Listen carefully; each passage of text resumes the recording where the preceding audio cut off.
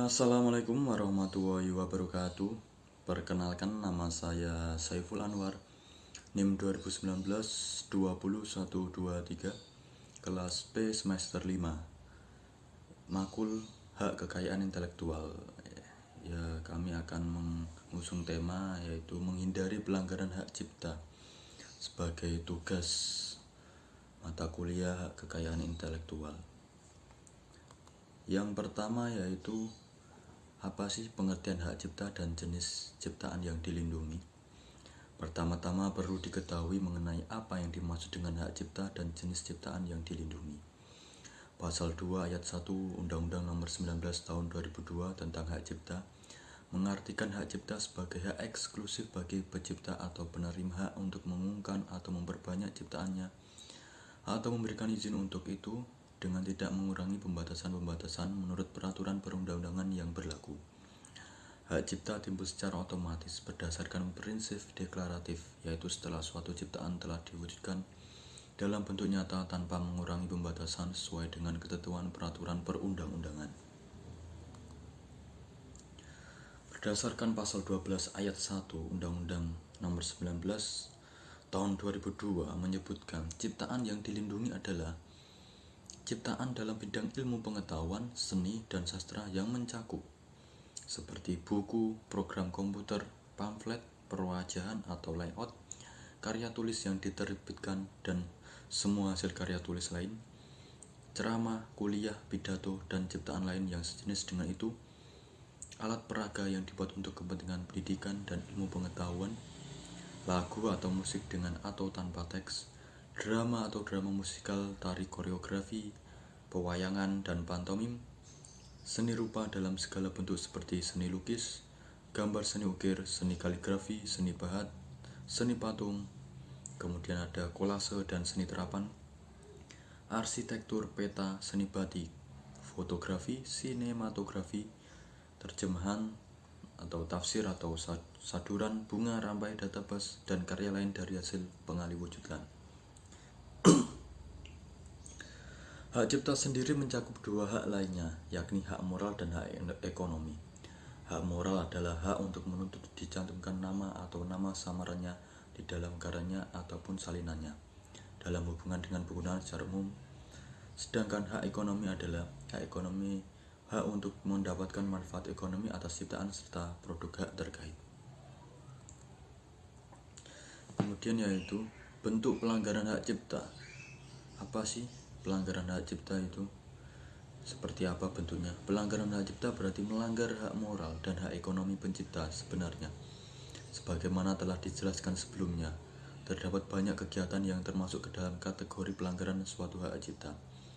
Beberapa di antaranya itu mengutip karya tulis seseorang ke dalam karya ciptaannya sendiri atau dikenal dengan plagiarisme, yaitu mengambil gambar atau video ciptaan orang lain untuk dicantumkan dan dimodifikasi dalam karya ciptaannya sendiri, memperbanyak karya ciptaan orang lain tanpa izin dan digunakan untuk kepentingan komersil serta kegiatan lainnya. Selanjutnya yaitu hal yang tidak termasuk pelanggaran hak cipta. Di antaranya banyak yang bentuk pelanggaran hak cipta. Undang-undang mengatur juga tentang hal yang tidak dianggap sebagai pelanggaran hak cipta antara lain.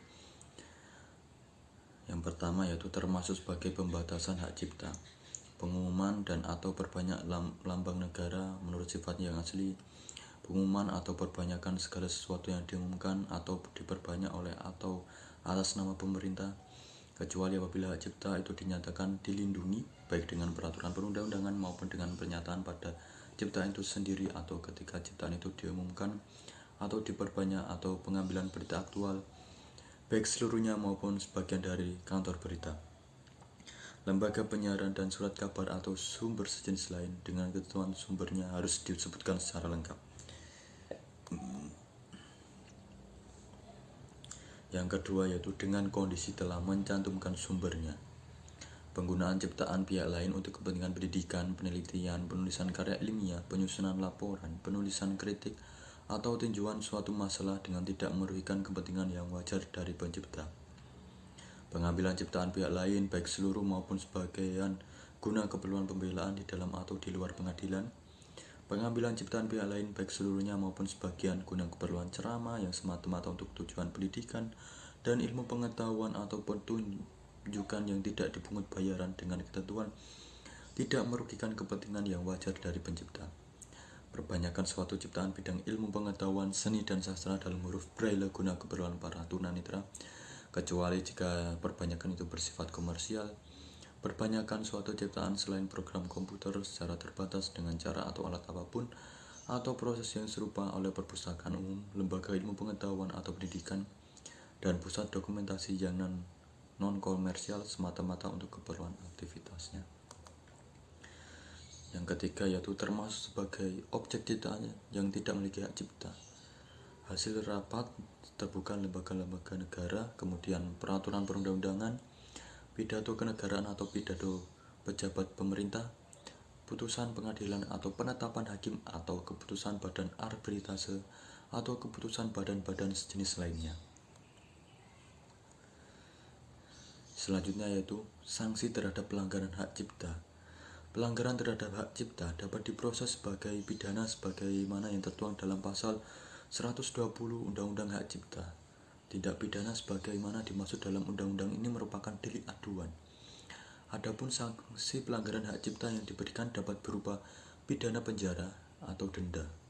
Adapun sanksi pidana terhadap pelanggaran hak cipta menurut Undang-Undang Nomor 28 Tahun 2014 adalah sanksi pidana penjara dan pidana denda sebagaimana bunyinya, yaitu dalam pasal 112 yang berbunyi setiap orang yang dengan tanpa hak melakukan perbuatan sebagaimana dimaksud dalam pasal 7 ayat 3 atau pasal 52 untuk penggunaan secara komersial dipidana dengan pidana penjara paling lama 2 tahun atau denda paling banyak 300 juta rupiah.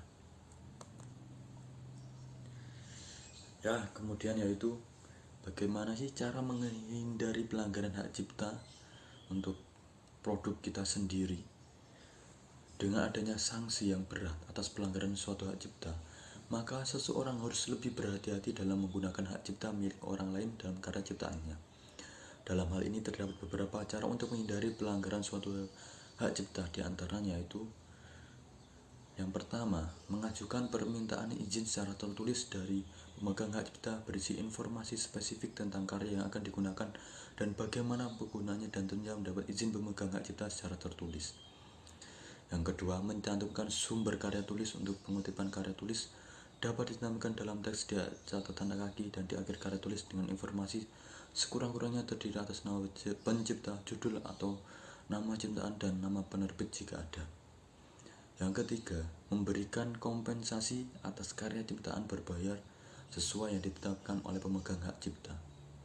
Yang keempat, menggunakan karya cipta bebas lisensi atau Creative Commons license yang bisa digunakan dengan legal di situs-situs penyedia karya cipta gratis yang berlisensi Creative Commons. Namun perlu untuk diperhatikan juga apakah situs tersebut mempersyaratkan pemberian atribut atau suatu prosedur tertentu dalam menggunakan karya ciptanya. Jika iya, maka penggunaannya harus mengikuti prosedur tersebut. Selanjutnya yaitu bagaimana agar kita terhindar dari masalah terkait pelanggaran hak cipta jika kita mau membuat konten atau karya tulis. Yang pertama yaitu adalah memahami jenis-jenis hak cipta atau copyright. Dengan memahami jenis-jenis hak cipta atau copyright, kita dapat lebih berhati-hati dalam menggunakan, mendistribusi atau memodifikasi ulang konten orang lain. Pahami beragam lisensi hak cipta dan selalu update informasi terkait hal ini, terlebih apabila kita merupakan konten kreator yang cukup kreatif atau cukup aktif. Yang kedua yaitu mengetahui jenis hak cipta yang diaplikasikan pada suatu konten.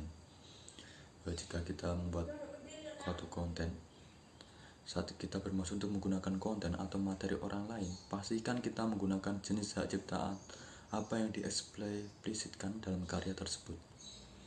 Apabila kita yakin karya tersebut merupakan domain publik, mungkin kita bisa langsung menggunakan konten tersebut.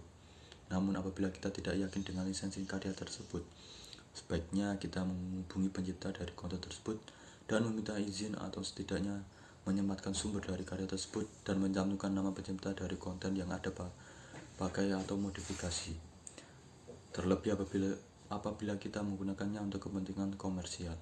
Tidak jarang kita harus mengeluarkan biaya untuk menggunakan ulang suatu karya atau konten. Untuk pengutipan yang selanjutnya itu ketiga, yaitu untuk pengutipan pada karya tulisan, gunakan tanda petik, catatan kaki atau paraphrasing. Pada saat penulisan suatu karya tulis baik ilmiah maupun non-ilmiah, biasakan untuk menggunakan tanda petik quotation mark pada kutipan yang bersifat langsung. Selain itu, tuliskan juga sumber lengkap dari kutipan tersebut di catatan kaki sesuai dengan ketentuan yang berlaku.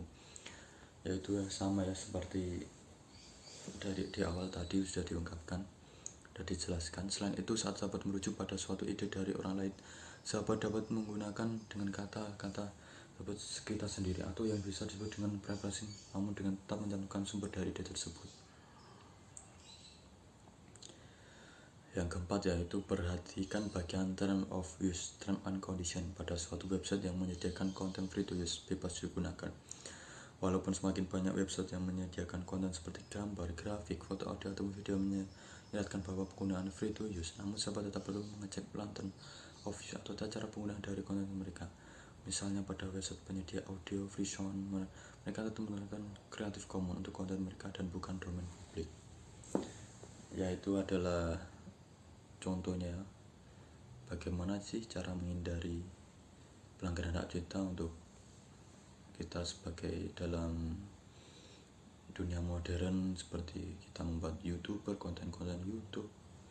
Yaitu seperti itu, sangat bermanfaat untuk kita juga untuk mengetahui dasar-dasar untuk tidak melanggar hak cipta. Yaitu ya, terima kasih atas presentasi saya mengenai menghindari pelanggaran hak cipta untuk memenuhi tugas mata kuliah hak kekayaan intelektual. Wassalamualaikum warahmatullahi wabarakatuh.